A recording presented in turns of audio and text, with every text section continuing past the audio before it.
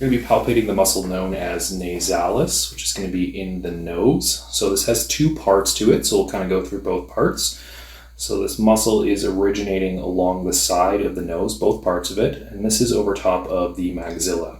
So kind of the bone in the structure here going all the way up is maxilla. So I am over top of what is known as the frontal process of the maxilla, right up medial to the eye, and then a little bit lower down, similar kind of landmarking of that bone. So the first part of it is going to be the transverse part of nasalis, which comes up in this direction over top of the bridge of the nose, and it actually meets the nasalis from the other side.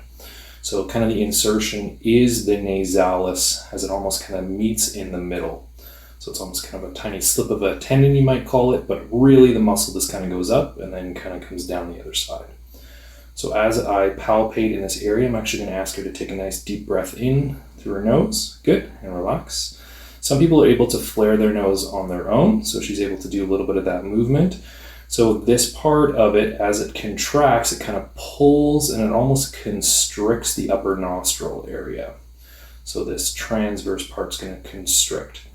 The lower part here is known as the alar part because it's inserting into the cartilage. I'm going to wiggle her cartilage just a little bit. So this is not bone, this is cartilage, versus up here we have bone structure for the nasal bones. So this alar part, originating kind of on the side here in the maxilla, is going up and inserting into the cartilage of the nose.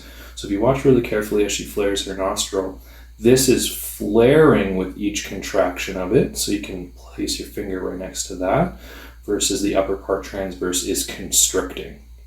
What it's doing is it's creating a funnel.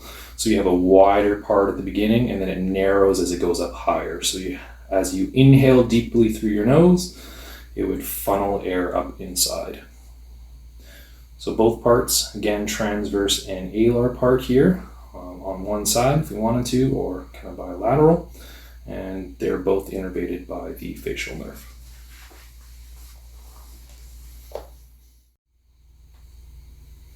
All right, we're going to be palpating a very small muscle to the bottom of the nose, and it's called the Depressor Septi Nasi. So basically, what I'm going to be doing is palpating just above the teeth, the incisors, and right below the opening of the nose. This is known as the incisive fossa of the maxilla. So on one side over here, and then you have our nasal spine right in the middle, and then on the other side is the incisive fossa on her right side. So this muscle is really small, and it's going to be going up and just inserting into the nasal cartilage.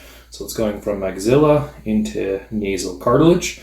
Now I'm going to ask to see if she's able to just draw the center of her nose down, and it's named Depressor Septi, but that's going to be really, really tricky. So what I'm going to do is I'm just going to fake it for her a little bit. I'm just going to be pulling down. So what it would do is it pulls down the nasal septum, and if you look carefully, it's actually constricting her nostrils on both sides as we're doing that. So its name says it depresses the nasal septum, but oftentimes the action that's labeled is constriction of the nostrils. So again, just a really tiny muscle on both sides. A lot of people aren't able to activate this muscle, and it's innervated by the facial nerve.